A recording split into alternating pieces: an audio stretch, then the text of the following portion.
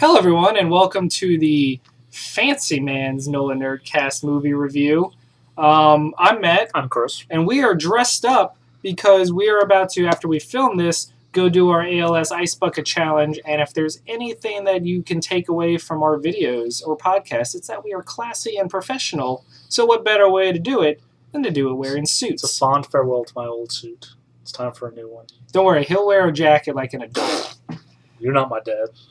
I hope not. Thank God. Because I'm here. Oh! So let's talk about the Hashtag Dead Dads Club. Let's talk about the Expendables 3. 3.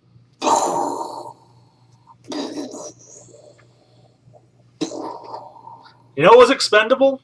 What? This movie. Oh, come on. This was a fun movie. That's what this is. A fun throwback to 80s action movies. It's not that fun. Yes, it is. No, it's not. That is the whole point of that. Okay, hold on. Because this is now the second 80, throwback, mindless summer action fun movie that you have said is not fun. It's not fun. So, I want you to answer this without being, defensive in your usual self and shut down. Okay. And tell me exactly what would make it fun for you. Well, it's all to do with the cast. I mean, ever since the first Expendables, these movies have been... Sponsored by Green Apple Tic Tacs. No, they're not. These movies have been so self-serious. Sponsored by the Grand Theater in Esplanade. That's true. These movies have been so self-serious ever since the first one, where they have that ridiculous monologue about whatever Mickey Rourke is talking about. Oh, it's so bad. And then, we have Stallone, who is just playing so serious all the time. He's a big tough guy. And then we have Dolph Lundgren, who's miserable. And was I believe, he really miserable? I believe he just doesn't know how to emote. I believe he was a drug addict in the first movie, so he's super fried at this one. Randy Couture, the Scorpion King, is a non-entity. Is a non-entity. Terry Crews, the most likable of the previous Expendables, is taken out in the first 10 minutes, and Jason Statham doesn't have anything like "I now pronounce you man and knife." Yeah, but okay, I will get to that. And I mean, these movies are so self-serious with honor and duty and everything, and they're focusing on the wrong 80s movie to emulate. They should be focusing on Commando. Commando is the perfect action movie because Stallone goes out there with rocket launchers and blows up drug lords. Was it Commando Schwarzenegger? Yeah, I said Schwarzenegger. I said Schwarzenegger. I will replay this back to you. You can't. After we finish filming this, it's too late. Too late. $5 says. No, I'm not betting you. You said, I'm not betting you. So you admit you're wrong. No. Okay. I'm just not betting you. Okay. It's a fool's bet. You're wrong. But Schwarzenegger in that movie, he's got one-liners. Yeah. It's got it does have a plot of his daughter getting kidnapped, but he's also quick with the one-liner, quick with the explosive. That's 80s movies in a nutshell are one-liners. Exactly. This movie should be that. The second one was. The second one was closer. The first one was a mess. The second one, we'll get to it. Okay. The second one was closer. So for you, the movie's too serious to be fun. It is. Okay, see, for me, when I think of fun action movies, I mean the action parts are just fun. And when we get to start talking about the new cast members, that'll reinforce what I mean when I say I had fun at this film. Okay. So, well, I did not have fun at the parts then, because I was too focused on how, as opposed to the action stuff. Oh, see, that's the wrong way to have mindset. Then why even have plot? Because you have to. No one ever. Then why make it bad?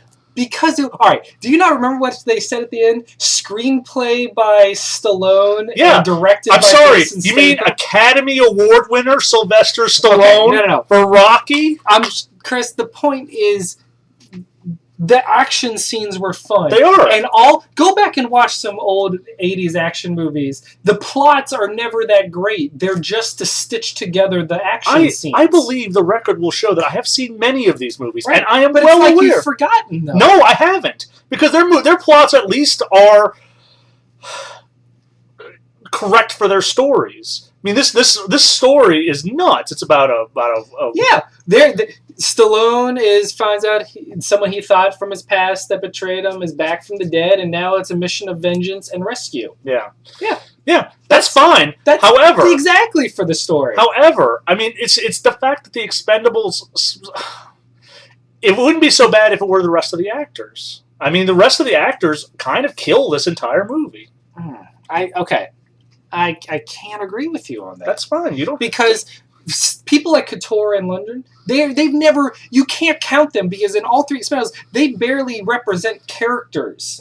They're there to add to the action scenes. The characters are Terry Crews, Jason Statham, Jet Li, and Stallone. Those are the four main ones. Less so in this third one because the shift starts focusing to the new crew.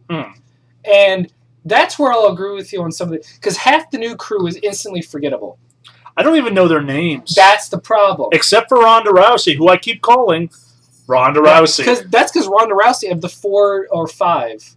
That's the sad part. I don't remember. Of the ones they recruit, okay, Ronda Rousey is the best of them. Yes, absolutely. Hands down. She's of course, the big deal was that she's the first female expendable, but she's also the best of the new ones that they recruit. There's also Victor Ortiz as the tech guy, or not the weapons expert.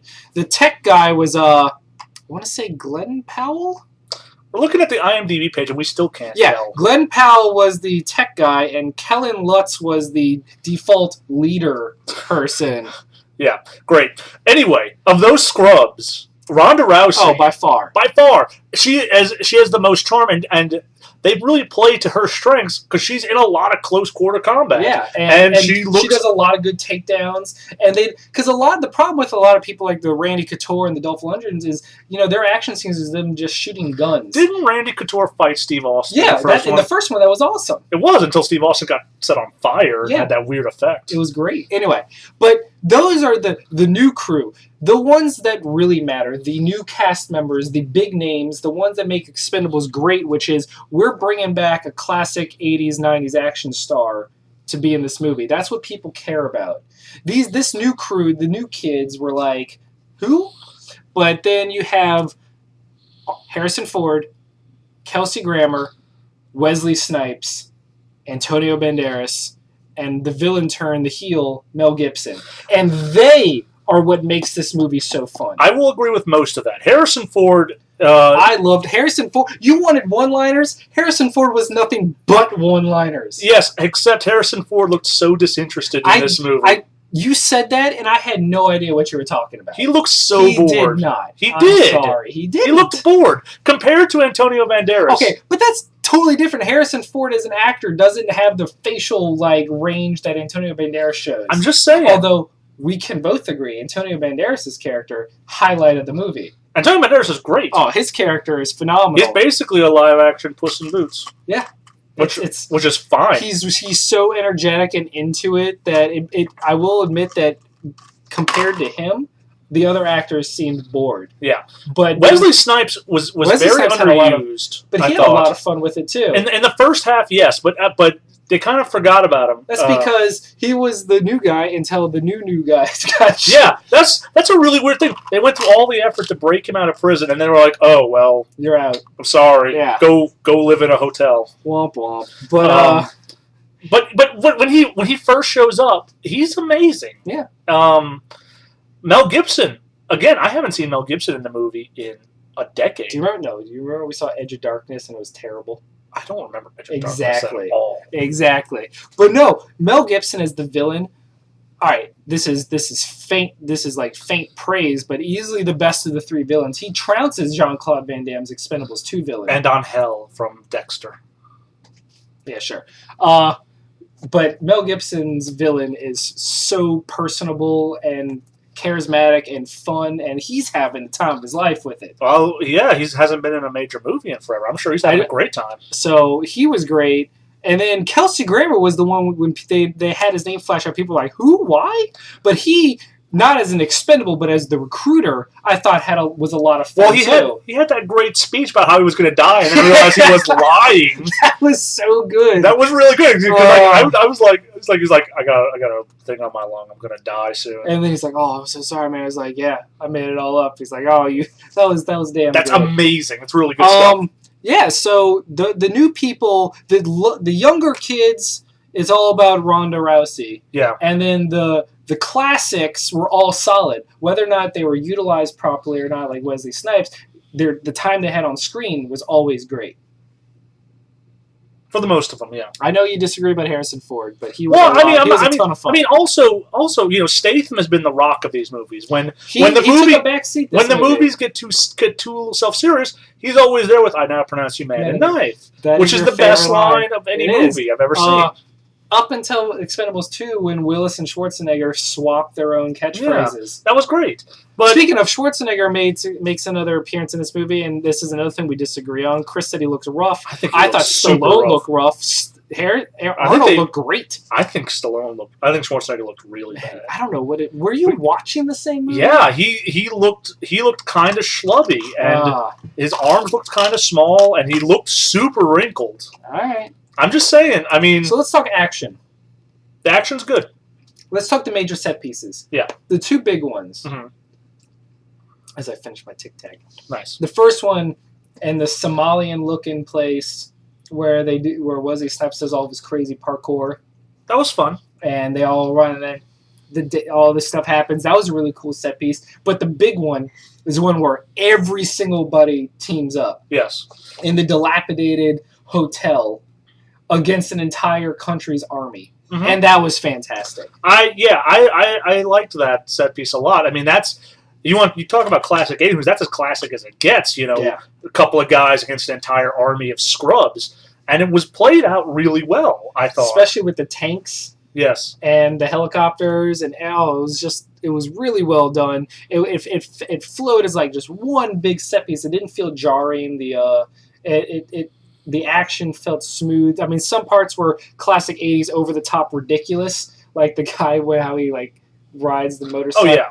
Yeah, but other than that, I mean, that was the greatest part of the movie, hands down. Yeah, I kind of thought that was a little abrupt. I thought there was going to be more movie after that. Yeah, it ended, I was like, and we're done. It's like when Stallone kills Mel Gibson, I was like, oh, that was really easy. Okay. Yeah, that was...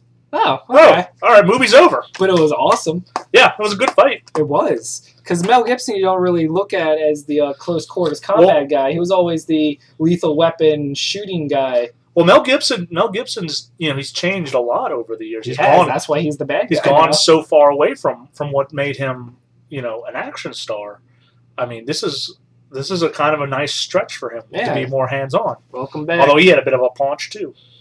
Hey, they're old. Get over it. No. So, okay, before we end this, because there's really nothing else to talk about, the plot is negligible.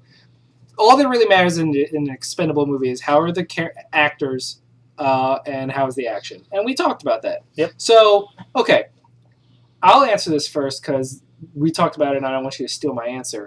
Expendables 4. Yeah. You can pretty much assume it's going to happen. Whether as Expendables, I know this movie isn't doing too well. It did the worst of any Expendables movie. It made like less than $10 million. I agree, but you have to. It's fact. I know, but let's assume that there's another one. Okay, yeah. Who do you want to be added in? And my answer is straight away. I'm surprised it hasn't happened already. Vin Diesel. Yeah, like that's a glaring omission right now. Well, you know what surprises me, and I don't know if that's a surprise because he's such a big fish now, but.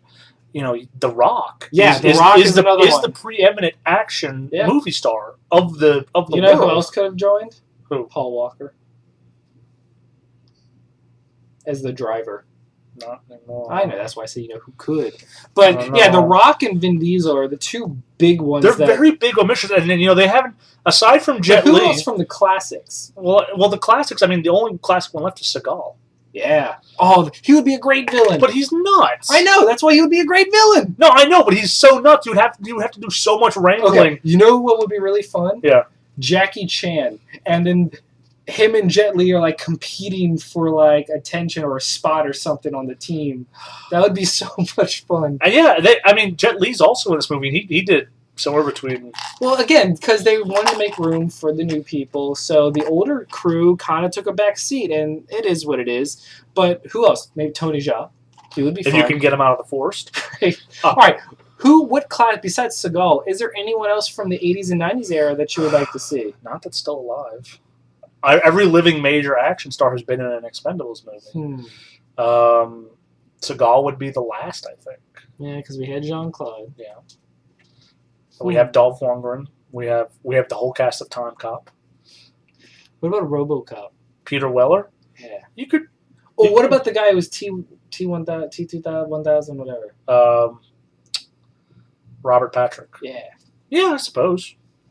I mean, he's the last thing I heard he was in the Marine One with John Cena. Oh, John Cena! You could definitely put John. I'm just saying, if we have Randy Couture, you can have John Cena. I bet you John Cena will be a better actor than Randy Couture. Oh yeah, are you kidding?